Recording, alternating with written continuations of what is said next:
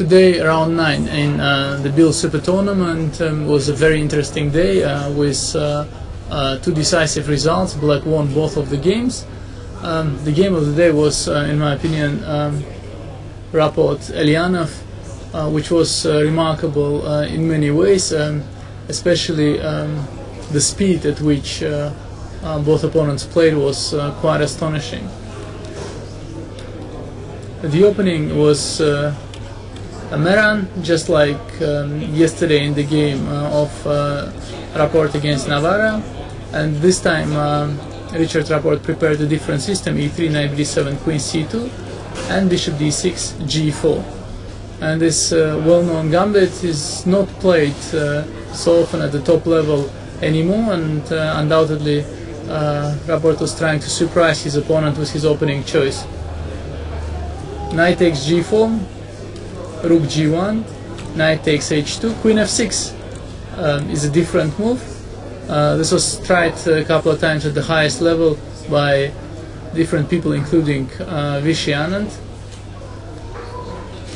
Knight h2 is also a perfectly acceptable move. Knight h2, bishop h2, rook g7, and knight f8.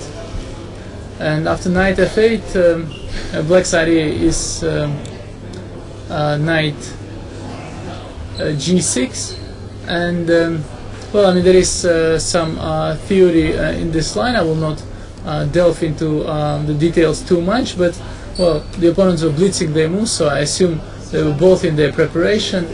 Rook g2, bishop d6, e4, knight g6. A very important resource. Black is fighting for the square f4, and now white played bishop g5, slightly unusual idea. Bishop e7, bishop e3. He is also fighting for the square f4, but this turned out to have drawbacks. Black took d takes e4, and the idea is after white recaptures on e4, probably to go f5 and f4. Looks like white is actually losing touch there a bit, but this was not Richard's idea. He played castles, f5, d5, and all this was blitzed out by white and black also. And when I saw this during the live commentary, I was quite surprised, because it just didn't look believable that white has enough compensation for the 2 pawns. And black quickly answered queen a5, and already after the next move of white played king b1. I realized that that white is just bluffing this one, and because king b1 is not an attacking move by any means. I think white should maybe try bishop e2, bishop d7, and maybe bishop h5, and fight for survival. Yes, his material down. What he did, king b1, bishop d7, d6, it looked interesting for a second, but once again this did not look believable. Black played bishop f6, bishop d2, queen e5, and knight b5. Basically the only active idea white has at his disposal. The threat is bishop c3, and here during the live commentary I was looking at all sorts of moves, was frankly getting carried away by different queen sacrifices after cb5, bishop c3, queen c3 takes, bc4, and so on. All this looked extremely interesting and extremely exciting, but all this is just completely unnecessary, because black is already winning here, and in fact he has several convincing continuations. The most convincing one played by Pavel Elianov, king f7, just defends the bishop on f6, and there is really nothing to be done here anymore. Bishop c3, queen f4, knight c7, rook g8. I mean, it has to be understood that bishop f6, king f6 is an incredibly safe place for the black king, and white is not only 2 pawns down, he's just also positionally much worse. He tried c5. I mean, all this was happening at the blitz speed.